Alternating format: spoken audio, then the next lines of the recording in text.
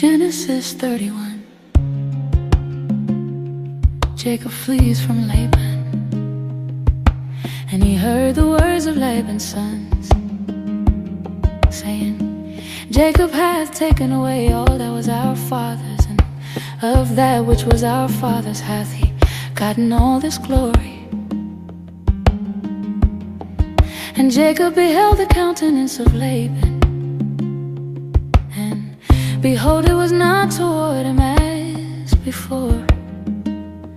Then the Lord said to Jacob, go back to the land of your fathers and to your relatives, and I will be with you. So Jacob sent word to Rachel and Leah to come out to the fields where his flocks were. He said to them, I see that your father's attitude toward me is not what it was before, but the God of my father has been with me. You know that I work for your father with all my strength, yet your father has cheated me by changing my wages 10 times. However, God has not allowed him to harm me. If he said, the speckled ones will be your wages, then all the flocks gave birth to speckled young. And if he said, the streaked ones will be your wages, then all the flocks bore streak young. So God has taken away your father's livestock and has given them to me. In breeding season I once had a dream in which I looked up and saw that the male goats mating with the flock was streaked, speckled, or spotted. The angel of God said to me in the dream, Jacob. I answered, here I am. And he said, look up and see that all the male goats mating with the flock are streaked, speckled, or spotted. For I have seen all that Laban has been doing to you. I am the God of Bethel, where you anointed a pillar, and where you made a vow to me. Now leave this land at once and go back to your native land. And Rachel and Leah answered and said unto him, is there yet any portion or inheritance for us in our father's house? Does he not regard us as foreigners? Not only has he sold us, but he has used up what was paid for us. Surely all the wealth that God took away from our father belongs to us and our children. So do whatever God has told you. Then Jacob put his children and his wives on camels, and he drove all his livestock ahead of him, along with all the goods he had accumulated in Paddan Aram, to go to his father Isaac in the land of Canaan. When Laban had gone to shear his sheep, Rachel stole her father's household gods. Moreover, Jacob deceived Laban the Aramean by not telling him he was running away. So he fled with all he had, crossed the Euphrates River, and headed for the hill country of Gilead. Laban pursues Jacob.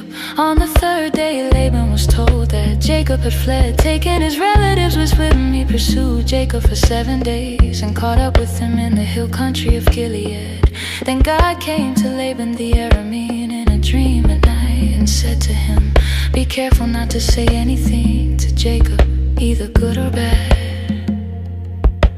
Jacob had pitched his tent in the hill country of Gilead when Laban overtook him, and Laban and his relatives camped there too. Then Laban said to Jacob, what have you done? You've deceived me, and you've carried off my daughters like captives in war.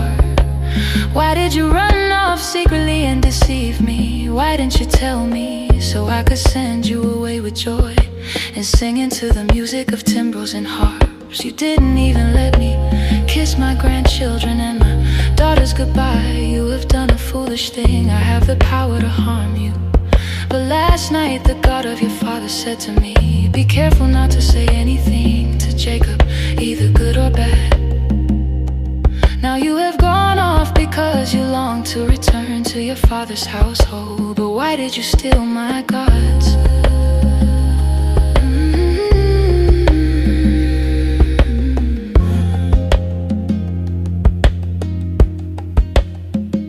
Jacob answered Laban, I was afraid because I thought you would take your daughters away from me by force. But if you find anyone who has your gods, that person shall not live in the presence of our relatives. See for yourself whether there is anything of yours here with me, and if so, take it. Now Jacob did not know that Rachel was stolen the gods.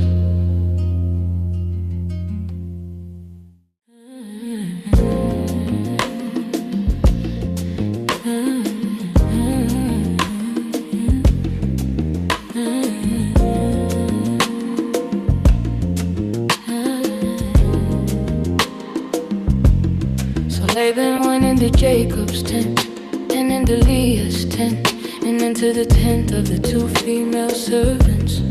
But he found nothing. After he came out of Leah's tent, he entered Rachel's tent. Now Rachel had taken the images and put them in the camel's furniture and sat upon them. And Laban searched all the tent in, but found them not. And she said to her father, let it not displease my Lord, that I cannot rise up before thee, for the custom of women is upon me. And he searched but found not the images. Jacob was angry and took Laban to task. What is my crime? He asked Laban, how have I wronged you that you hunt me down? Now that you have searched through all my goods, what have you found that belongs to your household? Put it here in front of your relatives and mine, and let them judge between the 2 of us. I have been with you for 20 years now.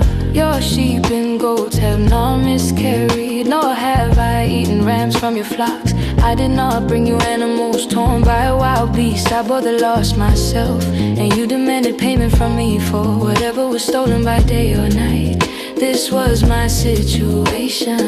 The heat consumed me in the daytime and the cold at night, and sleep fled from my eyes. It was like this for the 20 years I was in your household. I worked for you 14 years, for your 2 daughters, and 6 years for your flocks. And you changed my wages 10 times. If the God of my father, the God of Abraham, and the fear of Isaac had not been with me, you would surely have sent me away empty-handed. But God has seen my hardship and the toil of my hands, and last night he rebuked you. Laban answered Jacob, the women are my daughters, the children are my children, and the flocks are my flocks.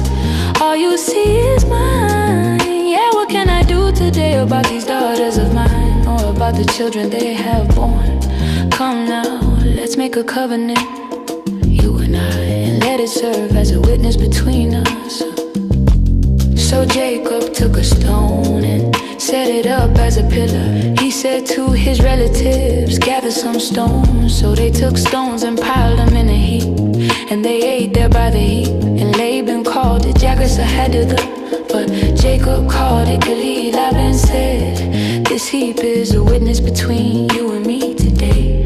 That is why it was called Gilead. It was also called Mizpah, because he said, may the Lord keep watch between you and me when we are away from each other. If you mistreat my daughters, or if you take any wives besides my daughters, even though no one is with us, remember that God is a witness between you and me. Laban also said to Jacob, here is this heap, and here is this pillar I have set up between you and me. This heap is a witness, and this pillar is a witness, and that I will not go past this heap to your side to harm you, and that you will not go past this heap and pillar to my side to harm me. May the God of Abraham and the God of Nahor, the God of their father, judge between us. So Jacob took an oath in the name of the fear of his father Isaac. Then Jacob offered sacrifice upon the mount, and called his brethren to eat bread. And they did eat bread, and tarried all night in the mount. And early in the morning Laban rose up, and kissed his sons and his daughters, and blessed them. And Laban departed, and returned unto his place.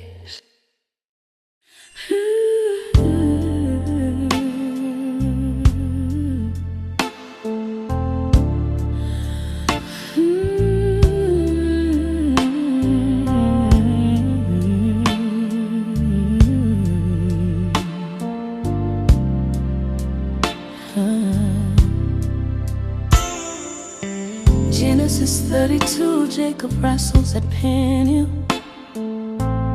And Jacob went on his way, and the angels of God met him. And when Jacob saw them, he said, "This is God's host." And he called the name of that place Mahanaim. And Jacob sent messengers before him to Esau his brother, unto the land of Seir, the country of Edom. He commanded them, "This is what you must say to my lord Esau. This is what your servant Jacob says. I have been staying with Laban until now. I have oxen, donkeys, sheep, and male and female servants. I have sent this message to inform my lord, so that I may find favor in your sight." The messengers returned to Jacob and said, "We went to your brother Esau. He is coming to meet you and has 400 men with him." Jacob was very afraid and upset, so he divided the people who were with him into 2 camps, as well as the flocks, herds, and camels. If Esau attacks one camp, he thought, then the other camp will be able to escape. Then Jacob prayed, "Oh God of my father Abraham, God of my father Isaac, oh Lord, you said to me, return to your land and to your relatives, and I will make you prosper. I am not worthy of all the faithful love you have shown your servant. With only my walking stick I crossed the Jordan, but now I have become 2 camps. Rescue me, I pray, from the hand of my brother Esau, for I am afraid he will come and attack me, as well as the mothers with their children. But you said, I will certainly make you prosper, and will make your descendants like the sand on the seashore, too numerous to count." Jacob stayed there that night. Then he sent as a gift to his brother Esau 200 she-goats and 20 he-goats, 200 ewes and 20 rams, 30 milch camels with their coats, 40 kine and 10 bulls, 20 she-asses and 10 foals. He entrusted them to his servants, who divided them into herds. He told his servants, "Pass over before me and keep some distance between one herd and the next." He instructed the servant leading the first herd, "When my brother Esau meets you and asks, 'To whom do you belong? Where are you going? Whose herds are you driving?' Then you must say, 'They belong to your servant Jacob. They have been sent as a gift to my lord Esau.' In fact, Jacob himself is behind us." He also gave these instructions to the second and third servants, as well as all those who were following the herd, saying, "You must say the same thing to Esau when you meet him. You must also say, 'In fact, your servant Jacob is behind us.'" Jacob thought, "I will first appease him by sending a gift ahead of me. After that I will meet him. Perhaps he will accept me." So the gifts were sent on ahead of him while he spent that night in the camp. During the night, Jacob quickly took his 2 wives, his 2 female servants, and his 11 sons, and crossed the ford of the Jabbok. He took them and sent them across the stream, along with all his possessions. So Jacob was left alone. Then a man wrestled with him until daybreak. When the man saw that he could not defeat Jacob, he struck the socket of his hip, so the socket of Jacob's hip was dislocated while he wrestled with him. Yeah. Then the man said, "Let me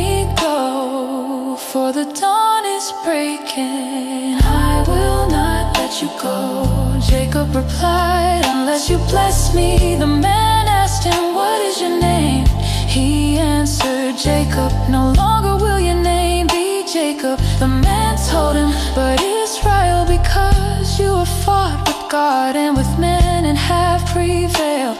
Then Jacob asked, "Please tell me your name. Why do you ask my name?" The man replied. Then he blessed Jacob there. So Jacob named the place Peniel, explaining, "Certainly I have seen God face to face and have survived. Therefore the children of Israel eat not of the sinew which shrank, which is upon the hollow of the thigh unto this day, because he touched the hollow of Jacob's thigh in the sinew that shrank."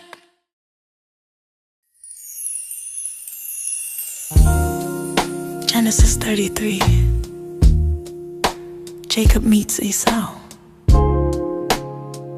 And Jacob lifted up his eyes and looked, and behold, Esau came, and with him 400 men. And he divided the children unto Leah, and unto Rachel, and unto the 2 handmaids. And he put the handmaids and their children foremost, and Leah and her children after, and Rachel and Joseph hindermost. But Jacob himself went on ahead of them, and he bowed toward the ground 7 times as he approached his brother.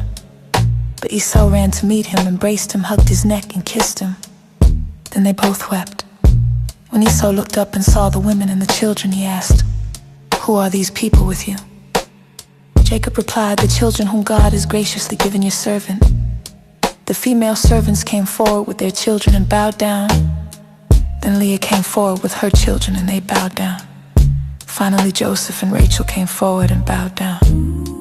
Esau then asked, "What did you intend by sending all these herds to meet me?"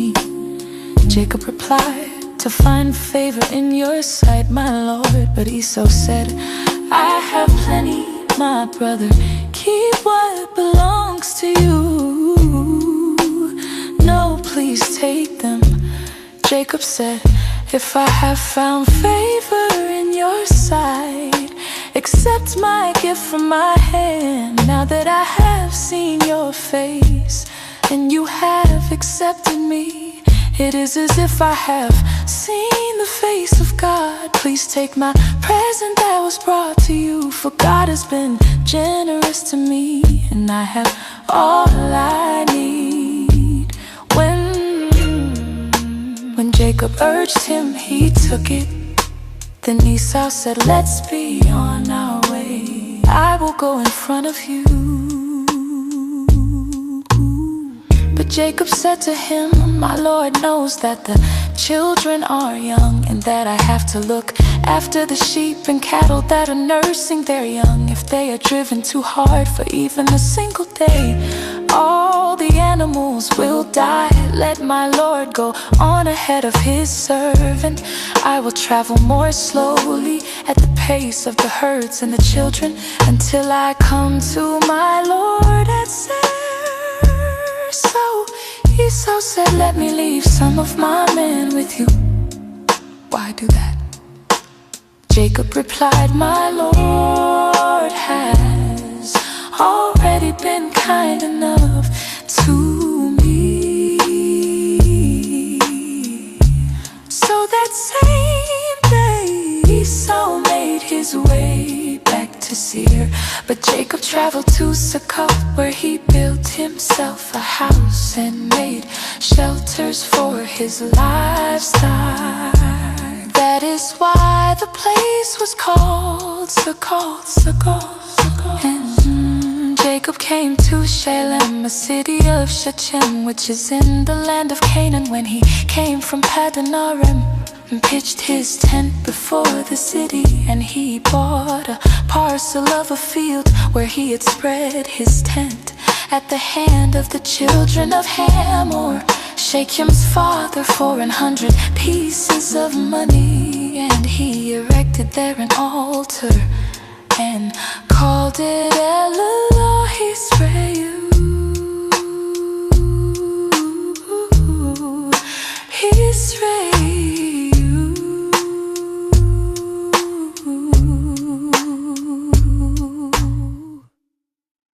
Genesis 34. Dinah and the Shechemettes.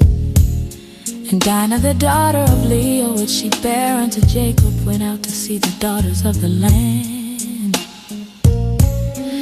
And when Shechem, the son of Hamor, the Hivite, prince of the country, saw her, he took her and lay with her and defiled her. And he became very attached to Dinah, Jacob's daughter. He fell in love with the young woman and spoke romantically to a Shechem. Said to his father Hamor, acquire this young girl as my wife. When Jacob heard that Shechem had violated his daughter Dinah, his sons were with the livestock in the field. So Jacob remained silent until they came in. Then Shechem's father Hamor went to speak with Jacob about Dinah. Now Jacob's sons had come in from the field. When they heard the news, they were offended and very angry, because Shechem had disgraced Israel by sexually assaulting Jacob's daughter, a crime that should not be committed. But Hamor made this appeal to them: my son Shechem is in love with your daughter. Please give her to him as his wife, intermarry with us. Let us marry your daughters and take our daughters as wives for yourselves. You may live among us, and the land will be open to you. Live in it, travel free in it, and acquire property in it. Then Shechem said to Dinah's father and brothers, let me find favor in your sight, and whatever you require of me I'll give. You can make the bride price and the gift I must bring very expensive, and I'll give whatever you ask of me. Just give me the young woman as my wife. Jacob's sons answered Shechem and his father Hamor deceitfully when they spoke, because Shechem had violated their sister Dinah. They said to them, we cannot give our sister to a man who is not circumcised, for it would be a disgrace to us. We will give you our consent on this one condition: you must become like us by circumcising all your males. Then we will give you our daughters to marry, and we will take your daughters as wives for ourselves, and we will live among you and become one people. But if you do not agree to our terms by being circumcised, then we will take our sister and depart. Their offer pleased Hamor and his son. Shechem, the young man, did not delay in doing what they asked, because he wanted Jacob's daughter Dinah badly. Now he was more important than anyone in his father's household. And Hamor and Shechem, his son, came unto the gate of their city and communed with the men of their city, saying, these men are peaceable with us, therefore let them dwell in the land and trade therein for the land. Behold, it is large enough for them. Let us take their daughters to us for wives, and let us give them our daughters. Only on this one condition will these men consent to live with us and become one people. They demand that every male among us be circumcised, just as they are circumcised. If we do so, won't their livestock, their property, and all their animals homes become ours. So let's consent to their demands, so they will live among us. All the men who assembled at the city gate agreed with Hamor and his son Shechem. Every male who assembled at the city gate was circumcised in 3 days when they were still in pain. 2 of Jacob's sons, Simeon and Levi, Dinah's brothers, each took his sword and went to the unsuspecting city and slaughtered every male. They killed Hamor and his son Shechem with the sword, took Dinah from Shechem's house, and left Jacob's sons, killed them, and looted the city because their sister had been violated. They took their flocks, herds, and donkeys, as well as everything in the city and in the surrounding fields, and all their wealth and all their little ones and their wives took they captive, and spoiled even all that was in the house. And Jacob said to Simeon and Levi, Ye have troubled me to make me to stink among the inhabitants of the land, among the Canaanites and the Perizzites, and I being few in number. They shall gather themselves together against me and slay me, and I shall be destroyed, I and my house. And they said, Should he deal with our sister as with an harlot?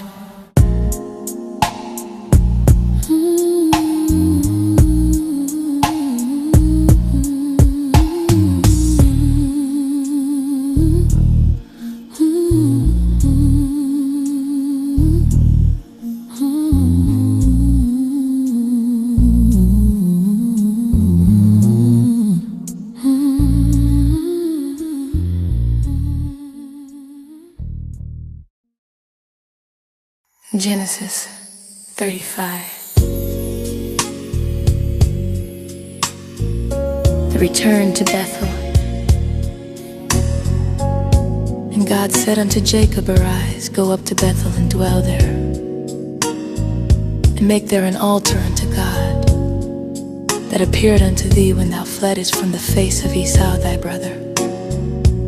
Then Jacob said unto his household and to all that were with him, Put away the strange gods that are among you, and be clean, and change your garments, and let us arise, and go up to Bethel. And I will make there an altar unto God, who answered me in the day of my distress, and was with me in the way which I went. So they gave Jacob all the foreign gods that were in their possession, and the rings that were in their ears Jacob buried them under the oak near Shechem. And they started on their journey. The surrounding cities were afraid of God, and they did not pursue the sons of Jacob. Jacob and all those who were with him arrived at Luz, that is, Bethel, in the land of Canaan. He built an altar there and named the place El Bethel, because their God had revealed himself to him when he was fleeing from his brother. Deborah, Rebekah's nurse, died and was buried under the oak below Bethel. Thus it was named Oak of Weeping. God appeared to Jacob again after he returned from Paddan Aram and blessed him. God said to him, Your name is Jacob, but your name will no longer be called Jacob. Israel will be your name. So God named him Israel. Then God said to him, I am the sovereign God, be fruitful and multiply. A nation, even a company of nations, will descend from you. Kings will be among your descendants. The land I gave to Abraham and Isaac, I will give to you, to your descendants I will also give this land. Then God went up from the place where he spoke with him. So Jacob set up a sacred stone pillar in the place where God spoke with him. He poured out a drink offering on it, and then he poured oil on it. Jacob named the place where God spoke with him Bethel. They traveled on from Bethel, and when Ephrath was still some distance away, Rachel went into labor, and her labor was hard. When her labor was at its hardest, the midwife said to her, Don't be afraid, for you are having another son. With her dying breath she named him Benoni, but his father called him Benjamin instead. So Rachel died and was buried on the way to Ephrath, that is, Bethlehem. Jacob set up a marker over her grave. It is the marker of Rachel's grave to this day. Then Israel traveled on and pitched his tent land beyond me till later. While Israel was living in that land, Reuben went to bed with Bilhah, his father's concubine, and Israel heard about it. Jacob had 12 sons, the sons of Leah, Reuben, Jacob's firstborn, and Simeon and Levi and Judah and Issachar and Zebulun. The sons of Rachel, Joseph and Benjamin, and the sons of Bilhah, Rachel's handmaid, Dan and Naomi, and the sons of Zilpah, Leah's handmaid, Gad and Naphtali. These are the sons of Jacob, which were born to him in Padanaram. And Jacob came unto Isaac his father unto Mamre, unto the city of Arbor, which is Hebron, where Abraham and Isaac sojourned. And the days of Isaac were 180 years, and Isaac gave up the ghost and died, and was gathered unto his people, being old and full of days. And his sons Esau and Jacob buried him.